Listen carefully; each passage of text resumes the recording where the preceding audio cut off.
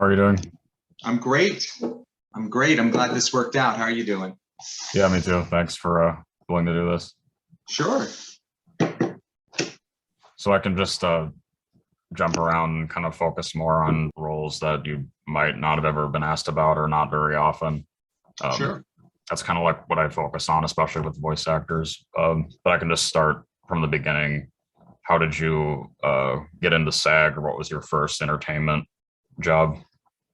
I was doing a lot of screen television work at the time. So I'd been an extra, or I had like an under five, which is, 5 lines or less. Yeah. And I was doing jobs like that. My dog. I was doing jobs like that to get my SAG card at first. So, working on sitcoms or being on a commercial set or working on a feature film, but it was mainly through sitcoms. Okay. Mhm. And what led up into anime or voice work? Well, when I graduated from Cal Arts, I graduated as an actor, Mhm. right? I had a BFA in theater, and my goal was to make a career, make a living as an actor. So I was doing all sorts of work. I was auditioning for the Hollywood opportunities, right? Television, film, commercials, and didn't even have like voiceover as a career path in my sights at all. Doing lots of theater, doing lots of improv comedy. I was all about just being a funny entertainer and making people laugh and having fun with sketch comedy, teaching classes like that. And then I was doing big children's theater shows, outdoor venues. Okay. And while I was there, I was approached to, while I was doing a show, I was approached afterwards to do Mighty Morphin Power Rangers, and Power Rangers was my first professional voiceover job. Okay. And from there, I just got a lot of different roles and opportunities because I was working with a lot of actors that were voicing already in anime. They would then start to recommend me for other projects, other casting directors, or a lot of voiceover directors are also voiceover actors like myself. Right. So if I know somebody's work and I'm, eager and excited to work with them, I'll just either send them an audition or just cast them straight off. And I think that's what was starting to happen with me. People were just sort of saying, "Oh yeah, Ezra can do that role," or let's have Ezra audition for that role. And that's how that all started with anime as well. Okay. And do you remember what your first anime role was? I don't remember my very first anime role, but I do remember one of my very first anime titles. I may have done a few prior, but I remember I was doing a series called Arc the Lad with Bang Zoom. Yep. Bang Zoom, there were two studios that I worked in mainly for anime at the time. One was Bang Zoom, which I still work at today, and I really love and cherish my relationship with Bang Zoom. From voiceover acting to voiceover directing to really knowing so many of the wonderful people there that we've grown, at this point, they're lifelong relationships. Right. And another studio that was called Magnitude 8. Mhm. And Magnitude 8 did a lot of, again, amazing series. They did the remaster, re-record of Akira. They did the Big O. Yeah, so, and then I also started to work at another studio called Studiopolis. They also do a lot of anime as well. Like Naruto was done there. Mhm. Yeah. I know one of your early anime roles, probably the first thing I heard you in, was Fushigi Yuugi as Koji. Koji, right. Right. I also did Rurouni Kenshin, Yep. right? I don't know if I'm pronouncing it right. I always have a little bit of insecurity on the pronunciation on that one, but I definitely remember doing that. And honestly, there were so many little roles. I would just get booked for a session for 2 hours or so, and I didn't even keep count of what those titles were. Right. Because for me, the only way that you would be able to watch that anime, this is, before any social media, this was just the beginning of the internet.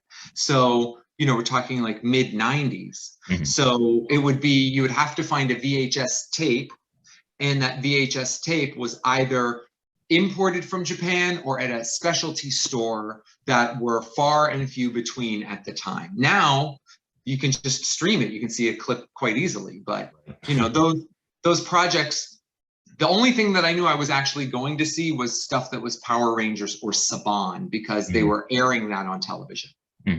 But I was just going to ask, I don't if you can really remember much about your thoughts as Koji as a character. No clue on Koji. Okay. In fact, I don't even know what was the premise of that anime storyline. Oh, Fushigi. A warrior? You were playing off of Darren Norris. You guys were in a gang together. He was like the leader, and you were his second in command. Okay, I play second in command a lot. I'm a little bit goofy.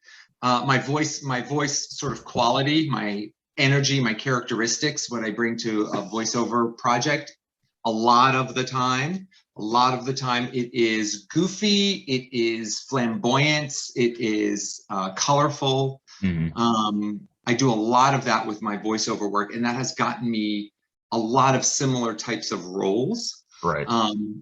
And I've also, as I've gotten a little bit older, I've played the young dad. I've played any scientist or doctor in a white lab coat. And I've also played the very occasional brooding blonde guy who's got a lot of power and, you know, will unleash that power in a scene that will involve a lot of throat ripping. Okay, yeah. That's kind of been the arc of my career. Like, I need to go back and rewatch, since it's the 35th anniversary, I need to go back and rewatch the series that I have on a DVD collection of Gankutsuo, or The Count of Monte Cristo. Right, and there I need to see, you know, I think that was the first time I got to play sort of a level voiced character, like not too much crazy emotion. But even then, I was still the second guy. I was the friend of. Yep. Yeah. And I know, obviously, you kind of had a bigger role, and it was a fun role too with Fred and Outlaw Star. Outlaw Star, absolutely amazing. Loved doing that. Outlaw Star was one of like, I was so proud of the work that I was doing with Fred as the character and my voice in there. It felt like it was such a fun fit that I remember getting out of the studios, calling my brother, my older brother, who is in New Jersey, working in New York. And I would call him at work. I say, hey, I just got out of this voiceover session. I'm playing this character. Because he was always, you know, kind of keeping track of what's my career evolving? How is my career evolving? Because there's an artist in the family. I am the artist in the family. Everyone else does very traditional work, you know, sales, attorney, business person, you know, that's very traditional, sort of steady, reliable profession. Right. I'm the wackadoo who is the artist here, right? So I remember coming out of those recording sessions for Outlaw Star and being like, I'm doing this character, and oh, his voice is like this, and he's like, oh, he's so excited, he's flirting with this guy, and there's a lot of like sexual innuendo and sort of flirtation that goes on, and my brother thought it was so funny. And I don't think he watches a lot of anime, but he watched Outlaw Star so that he could see the final result of that. And the overall process, Chris, with working on Outlaw Star and being directed by Wendy Lee was really so much fun. And I loved hearing Bob Buchhold's Gene Starwind and the two of us working off of each other. Of course, we never worked together, but we would have similar voiceover bookings. So he would be done and then I would go in, or vice versa. So we would see each other in passing. And I had already been directed by Bob a number of times on several other projects. And it was just fun to be like, oh, look, here we are now. We're both voicing in this project together. It was really fun. And you also got to be two characters in a series that nobody ever talks about called Wild Arms. Wild Arms. Oh, snap. I played two characters in there? Eustace and Jubeka, yeah. Do they have scenes with each other? I don't think so. I don't think so either. Again, Wild Arms was done in the earlier days of my career as an anime actor. And I think since my voice was still so new on the scene, they were able to sort of stretch me a little bit, you know. And I had a fair amount of versatility with my vocal range that we could kind of get away with it. But honestly, if your intention is different as you're approaching the character, you don't have to do that much more with your voice. Right. Like, it doesn't always have to be drastic, like you go from a high head falsetto voice to all of a sudden a sort of powerful booming voice to be like, look, we're totally different. If you can play the character truthfully and deliver it with intention, that intentional read always comes as what that character sounds like. And when you're looking at it, you can definitely play multiple characters. And since then, Chris, I've certainly played many different characters, but not bigger dialogue roles, just like small under fivers, you know, little extra, big guy, police officer here, kid in a crowd, like all those other things. And I know it just depends kind of on the person, I guess, too, but did you take to dubbing easily, or was it difficult to get used to? It was not difficult. In fact, I think one of the more difficult aspects of like being in a vocal booth sometimes is the element of improvisation. That element of, you know what, we have this huge action sequence or this chase sequence or a fight, and it's really kind of complicated to like mark all of those moments in a dub. So they'll say, go ahead and just chase it or play it to the picture, right? And it's great if you can do like a 2 or 3 minute fight like we would do in Power Rangers, 30 seconds to, you know, almost 2 minutes. And you just follow your character as they're getting pummeled or punching and all of those things. And you are making the right kind of noise, the right kind of goofy, the right kind of impact, the right kind of effort, without making it sound like you're getting too hurt or dying, because it's a kid's show. So it needs to sound goofy and silly, like you're getting beaten up, but you're not getting hurt, right? So stuff like that's just an example, right? But stuff like that sometimes can become difficult because you may get a little performance anxiety and panic of, wait a minute, I thought we were doing little bit by little bit and I could keep that contained and in control. And now you want me to just, with the microphone open and you're recording, you want me to just go ahead and deliver performance. But I love that element of it. I love it. And the tricky part for doing dub, for anybody who's voicing, you know, doing dub work for the first phase of their career, it's just learning how to trust the line, looking at the flaps, the animation, and listening to the beeps, and just sort of trusting that process, which is very technical. And then implementing your artistic style and what you bring as an actor and what the character needs in the scene. So the actor part with the technical part, like once they start to mesh, it becomes very second nature. And for me, that did not take very long. I really got excited about how to do that dubbing process early. And I know, well, another early role that would have been more action based would be Yuto in X. Yes, X. I think X was another like very high profile title that I was super excited to be a part of. And that one did have a lot more darker violence to it, I would say. And up until then, I hadn't seen like the real dark, violent sort of evilness, right? I'd done a lot of romantic, grand anime, fantasy, epic tale anime stories, or you know, wild space adventures, right? Like Outlaw Star. But X got a little bit darker.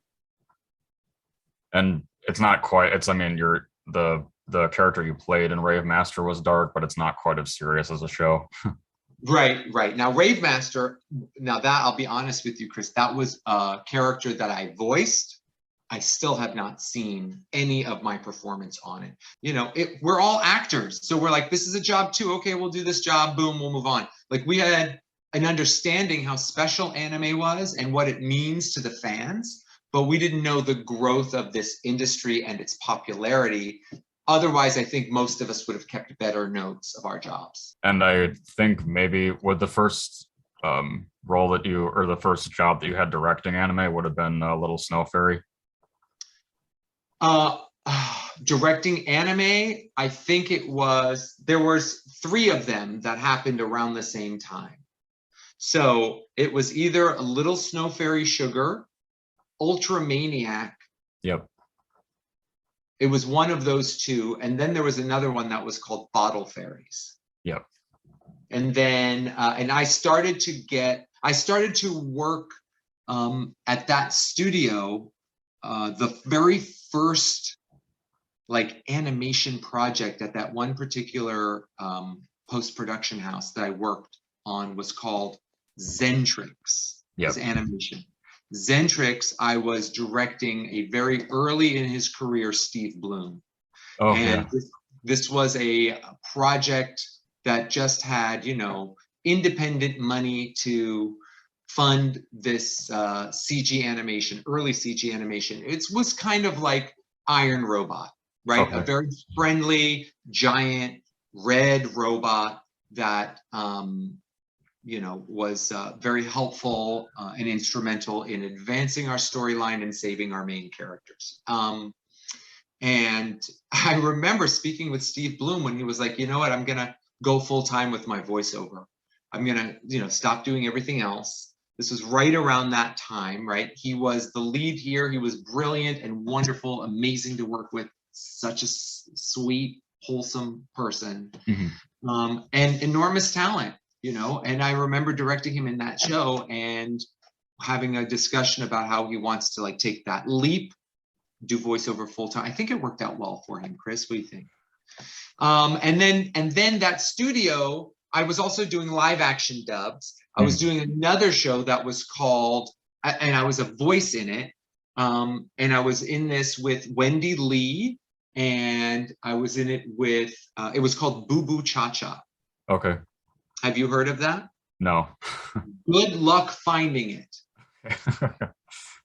Because I would love to see it. I played the young dad, like I mentioned, I was early on, so I was getting a lot of young dad roles. I was the young dad. Okay. Cancino was Cha-Cha, which is a car that used to be a dog, but when the dog unfortunately died, the dog's soul went into the car. And the little boy who owned the dog and loved the dog, Cha-Cha, was voiced by Wendy Lee, and that was Buddy. So that was like one of the first animation series that I like had a recurring role. Like I was in almost every episode. Very excited about that. And then after that, but I also did live action dubbing there. Right. That was my first directing job, was to direct live action. And then after that, they said, Ezra, we know you do a lot of this Japanese animation. We, have acquired a title. We want you to direct it. And I think that was either a Little Snow Fairy Sugar or it was Ultra Maniac, but one came after the other. They were really like within the same year. That was so much fun. Got to work with Yuri Lowenthal. Just an incredible voiceover cast. Right. So much talent in that cast. I know in those shows that you mentioned, or at least Snow Fairy Sugar, that was also one of Karen Strassmann's first anime roles. Was it really? Yeah. Oh, wow. Karen is amazing. I've worked with Karen. I'm very, very dear friends with Karen, and I adore her. And I will give her auditions and put her in roles as early as I can in a process. She delivers with such perfection and professionalism. A lot of the studios that I work in are French-owned studios. There's 3 of them. Yeah. Kind of 4 of them right now that I'm currently frequenting, and it is it helps when I'm working on a show that's French, and Karen, who is fluent in French because she lived in France for a while, she's sometimes so beneficial in the booth saying, oh, here's what they're really saying. We should say something a little bit closer to that. But I've worked with Karen on Japanese shows, Korean shows, French shows, Spanish shows. She's just phenomenal. She's just got such a great voice. Right. And I love spending time with her. And we have been professionals, but we have been such good friends for so many years. That's cool. Which honestly, Chris, most of the people, if I know them, I have that certain degree of relationship with them. Okay. Because as a voiceover actor in the community that we have here in Los Angeles, and as a voiceover director, where I get to work more intimately with the actors, we build a relationship, we care for one another, we're invested in each other's lives, not just with this job or your career, but like, how are you doing? What's up with you? Let's celebrate life together, and let's hold each other tight when challenging times come up. And it's really special because I would say the majority of this community, voiceover community, really do care for one another. They can put all sorts of jealousy aside, or you get a little bit envious when somebody gets a really great title and you're kind of struggling for a few months, and then you get a great title, and then you sort of it just kind of bops around all over the place. But at the end of the day, we are always there for each other, and we do show up. Yeah, that's definitely the impression I got early on. But I just talked to Colleen O'Shaughnessy. She was the last interview I did. Gosh, I love Colleen. She's so good and funny. She's so funny, and I just really feel comfortable in her space when we work together. Colleen's amazing as well. And this might be jumping ahead based off what your answer is, but I was curious what the darkest emotional headspaces you've had to get into for anime role. There are times when an anime character has to deal with either the past and their relationship with their father wasn't good, or the death of a very close friend or a father for the characters that I voiced. And I know that sometimes I go to a place that is emotionally tender because I've had those experiences happen. Right. Where I've had close friends pass, and my father also has passed away. And as an artist, we use those things. Those are our paints that we use when we create. So those colors are colors, those emotional colors are things that we use and we bring into our work. If you are able and comfortable, if it's something that's not too difficult or damaging, emotionally scarring. So the darkest place that I've had to go in directing a project was I was directing an anime series called Megalobox, which I highly recommend. And working and directing Megalobox was the very soon aftermath of my mother's passing, which was not that long ago. And it was very, very difficult to emotionally show up and professionally deliver. And I'm incredibly grateful for the fact that I had a project during that time that would allow me to put my focus there. But it was really, really difficult to have real life happen and also have like professional deadlines, and you've got goals that you have to meet, and you've got a schedule that you have to keep. And every single person that came in to voice their role, this was obviously pre-COVID, so this was 2018, 2019, were amazing and sweet and understanding and compassionate. And that just deepens the relationships that you have with people and the work. Like, I will always have a very specific and a very special relationship with Megalobox. Not because of the storyline, which I think is epic and amazing, but it brings me to that place of, I know how tender I was, and I know how difficult it was for me to show up, get my mind in the right place, do a good job, work with the actors, be there for them, but they were really there for me.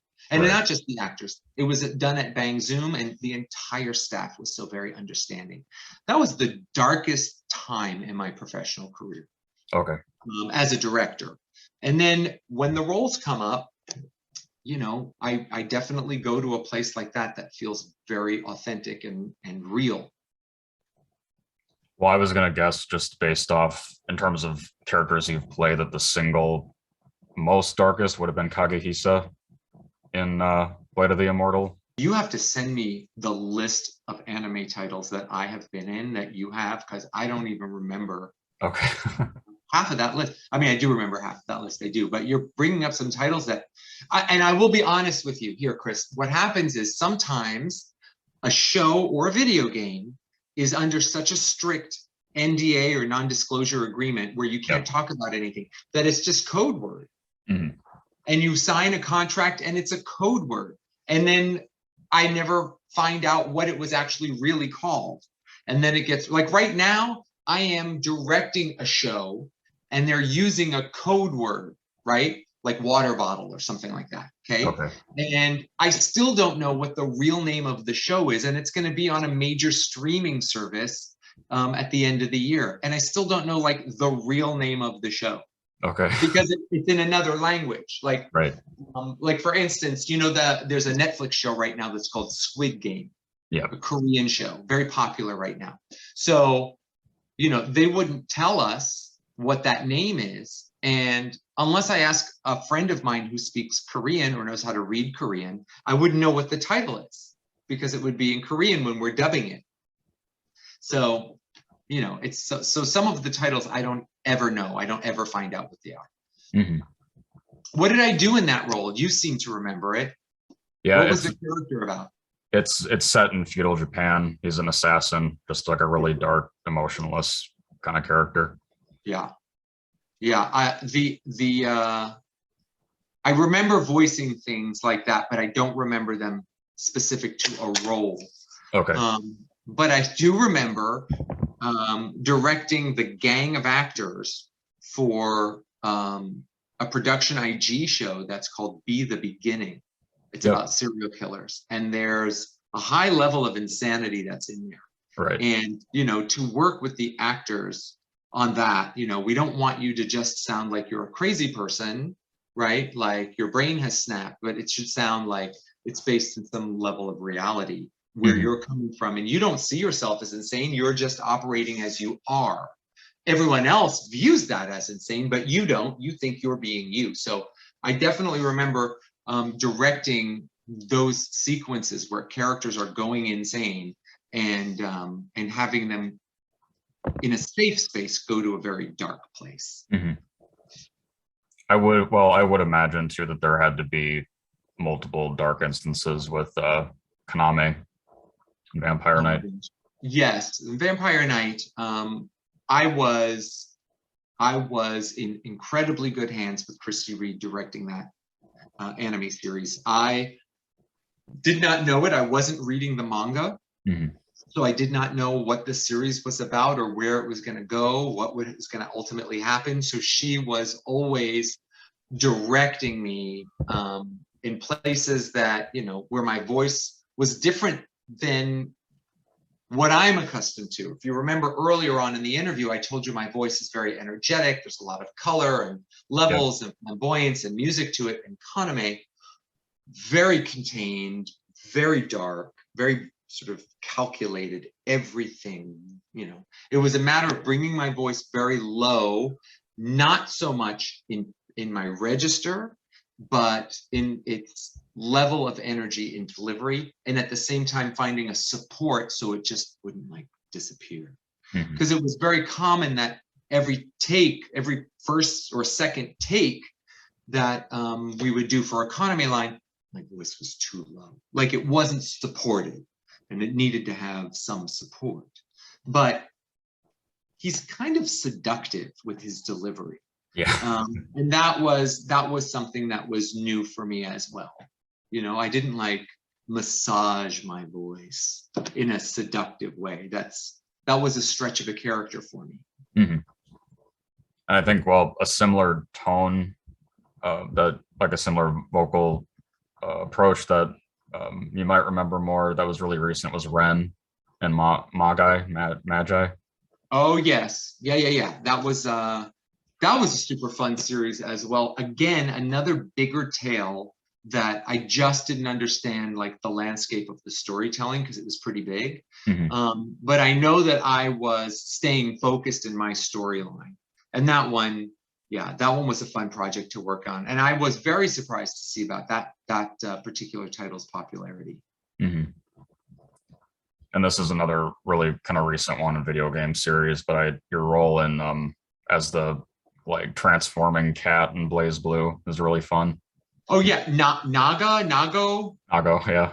Nago, yeah. Well, look, hey, Chris, you nailed it. So with Nago, that is an excellent example of like where my voice was utilized the most. Oh yes, princess. Oh, I'll be happy to do anything for you, my princess. Where should we go next? What should we, all of that sort of colorful and flary, my princess, all that stuff was so much fun. And when I get to play like that and to see that it's well received and that the creators and the directors of that particular title enjoy that, and they're like, wow, look at what we're getting out of Ezra, that makes me feel so good as a voiceover actor. I like to see people enjoying what I'm doing. Right. It's just something I guess an actor has in them, It's not it's more than the applause. It's listening to the laughter, or if you can break that fourth wall, if you're on stage, seeing, the eyeballs and the whites of the teeth smiling, like that's the best for me.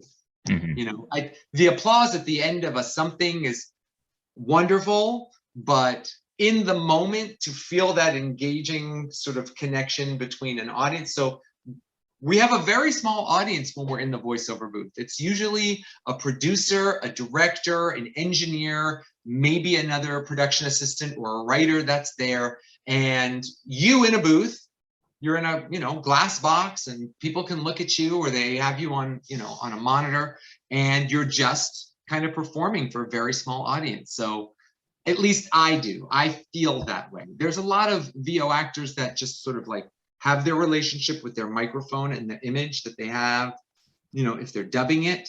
But I definitely like to perform for the room. Right. And that Nago is definitely one of them. I like to hear people laughing with a character like that. Right. Yeah. And another obviously over the top series. I haven't gotten to talk to too many other people that were in JoJo, but what's your thoughts on the character? Well, a title like JoJo's Bizarre Adventure, and this was Golden Wind. Yeah. And Chris, when you find out that you open up an email and it says, "Hey Ezra, you've been cast in as the role of, what's your availability?" You're like, oh, what? This is going to be so much fun, Now, if it was, hey, we have this new series coming to us, nobody knows anything about it, but JoJo already has a reputation, There are certain shows that are out there that if you are cast as a surprise and you get an email saying, hey, we're trying to find your availability for a booking, you just feel like excited and honored and, just pumped up about what's going to happen. I don't even need to know much about it. Again, JoJo, I wasn't reading any of the manga, but super fun. I was, it's a cheeky show. There's got a lot of adult content in there, and it's fun to play. It's also fun to hear the director say, well, here's what's going on in the scene, and let me set you up, because sometimes it's a little bit uncomfortable because JoJo can be really, really like blue at times, adult. And it's just a fun show. I was super honored, and I'm ridiculously proud of playing or voicing the English Fugo. If I see fan art of it, I love it. If I see a t-shirt or a poster or something that I'm really drawn, or I'll see like an anime stand at a flea market or something, and I'll scan the whole thing to be like, okay, is there any Fugo here right now? And then after, because Fugo's a little bit more popular. And then after that, I'll be like, okay, but do they have any Vampire Knight? Yeah. Right? So I just kind of like look around. It's totally narcissistic of me to be looking for the characters that I voiced in anime titles, but it's a fun treasure hunt. It really is. And and the fan art is the best for me. If Right. there's someone out there that is a fan of a character that I voice, even if you're a fan of that character in the original language of Japanese, I still give praise to that artist and that fan. And this is going off a little bit, but I just did want to ask, considering your relationship with Bryce Papenbrook, did you know him way back when he first started in anime, when he was just a kid? Yes, I knew Bryce when he was just a kid. I think he must have been 15 at the time or 16 at the time. He was definitely the guy I would call whenever I needed a young male voice. If it was something I was directing. I knew Bryce when I knew Bryce's entire family. I knew his mom and his dad. Yep. And I had worked with his dad many times on many different titles. And Bryce is very dear to me. I care about him very much. And I'm incredibly proud of his amazing success in his career.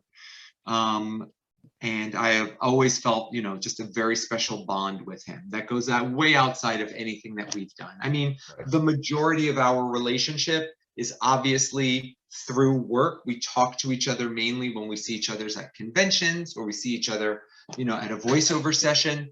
But I feel like I have a deeper bond with him that goes a bit beyond professional, because we can really talk to each other about our lives. What's it like now that you're dating? What's it like now that you're engaged and married and a father?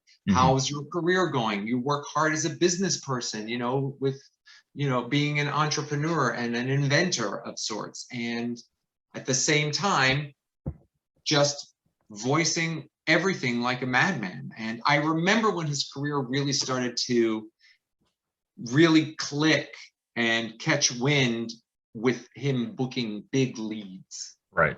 And that was really exciting. Yeah, I've always kept Bryce with me in anything that I do. If there's a project I know that he's right for, I bring him into it. And he's right for so many things, Chris. He's really wonderful, and he's so good.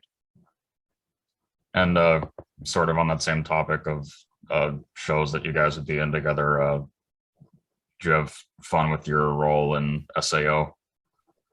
Oh, well, that's Bryce's show. I mean, Bryce and me, that's their show for sure. And I had fun because that's kind of like Jojo, right? So SAO has already been going on. We saw what a big hit it was. My son was already watching it.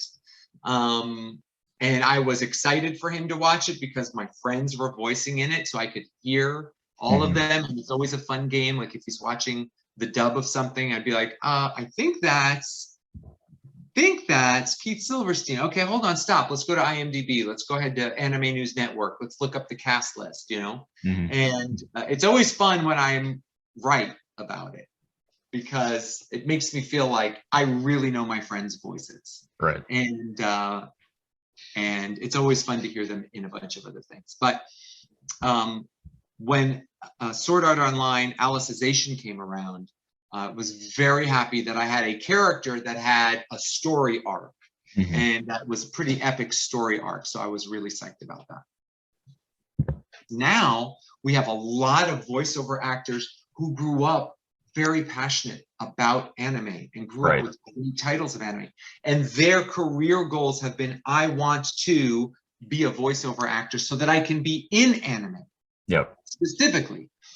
But a lot of the folks that you were mentioning, we were like, we just want to work as actors, and here's a job.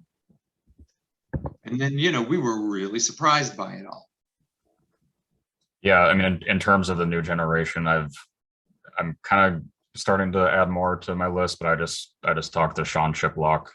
Oh, Sean, I contacted this week. And I said to Sean, I said, hey, Sean, I have this role I think might be right for you. It's not anime. It is wacky animation. And I know your voice can do this, and I know we've worked and your voice can do that, but is this sort of wacky comedy cartoonish stuff in your wheelhouse? He's like, that is my wheelhouse. Like, that's what I would love to do most of all. So it's great that you mentioned Sean, because Sean is someone who is very passionate about anime, but is so versatile and can do so many things. Is so good in video games. And I directed him in a dub that's on Netflix right now. It's a live action movie that's called Prime Time on Netflix. And Sean is the main character in that show. It's a Polish show that takes place, right at the turn of the millennium, and it's a whole Y2K, like, I got to get on television, deliver a message. So he was amazing in that. So I recommend you check that out. Okay. And I wasn't sure if the credit was right, but I did see that you had some involvement in one of the recent Sailor Moon movies, or is that not true? I do. Okay. That's right. I was directed by Todd Haberkorn on the Sailor Moon movie. I played his twin. We're twins. Okay. In that, and that was total fun. So much fun. I thought at one time I would be directing those movies, and then the schedule didn't work out right. Okay. And then Todd brought me in to do a character on it. And I was so happy to still be affiliated in some small way. Kind of psyched that my voice is in a Sailor Moon property. Right. I mean, we've got so many great VO artists that are already there, like Stephanie Shea and Christina V. And I was like, wow, anything to be in a Sailor Moon would be great. How great is that? Even if it's just on promotional marketing flyers to say, Ezra Weisz in the voice of blah blah blah, directed da da da in Sailor Moon. People are like, oh, is that Sailor Moon? People love Sailor Moon. So yeah, I'm excited about that. And did you also get to do something in Pokemon, one of the recent Pokemon series? Yes, that was through Bang Zoom. Again, super excited for Pokemon. I can't believe that it's come to a time now where I'm doing shows and voicing things like in Pokemon or in Sailor Moon, or I hope some of those video game titles that my son likes to play may have opportunities for me to voice in there. But right now I'm like just so very, very satisfied and honored and sort of humbled to be a part of all of it. And I did have a story that I've told to a few voice actors, just how something that you had a part in helped me a lot. Because Fushigi Yuugi is still one of my favorite series, but when I first watched it, I was in 4th grade and I was renting it back when Blockbuster had the DVD mail system before Netflix started. Right. And we were just out to eat, like me and my parents were out to eat one night, and then we were about to leave, and then we get told that, oh, no, nobody can leave, and we're all like, okay, well, whatever. And then all of a sudden, heavily armed SWAT officers come in and they tell everybody to get into both bathrooms. Anybody who's in there, get into both bathrooms and stay in there and turn all the lights off, because there was a guy who killed 2 people and he crashed his car outside the restaurant, and he was trying to get in and he was shooting at cops that were outside the restaurant. And we all had to stay, everybody had to stay in the restaurant until 1 a.m. or something, and then we all had to get escorted to our cars individually. So I know, as considering how young I was, if I didn't have something like Fushigi Yuugi to focus on afterward, then I wouldn't have been able to get over it as easy as I did. Yeah, I mean, that's traumatic. And for you to have a comfort show that offers you, some distraction and comfort like that, peace of mind from the other thoughts that it's a nightmare. That is super special. I'm glad that you had that. And I don't really even know how to express what it feels like to be a part of something that was able to allow you to move on and heal and find a healthy and productive way of getting through something like that. So And the way that I end every interview is asking what you want your legacy to be. My legacy, that's a really big, deep question, Chris. I want to be remembered fondly. I want people to, when they think of me, they smile and remember that when they were in my company, they felt like they were safe. They felt like they were heard, that that they laugh about the times that we share together. I hope they always felt like my legacy on my work does not matter to me as much as my relationships with the people that I've made with the work, Right. and the relationship of any of the viewers like you that had something significant, positive, and healthy that came from that work. Mhm. That would be the ultimate legacy that I would care about. I don't care to, hold any title. I don't care to reach any number or retire with any bank account. I really just want people to smile. Okay. Like, think fondly and smile and laugh. And, it would suck if someone was like, I can't watch any of that, or I don't like any of his work. That guy was a jerk. Mhm. And that is, some people are like that. Wow, he's amazing. Wow, that guy, Chris, amazing interviews, but he was really a jerk when we talked, or, I mean, that would be awful, right? And you're not, you're lovely, you're wonderful, you're lovely. Thank you. I just think there's not much we can really leave as far as a legacy, except for our body of work. And that's there for whoever wants to consume it. Mhm. It's been work for those that were behind the microphone. That's our work. It's our passion. It's our joy. It's our pleasure. But there's nothing we can do about it. Once it's done, it's out there for everyone else to consume and enjoy. So we hope that you all just enjoy it and keep sharing it with people. Well, thanks. I'm glad that we got to do this. Me too. Thank you so much. I'll talk to you soon. Bye. All right. Bye, Chris.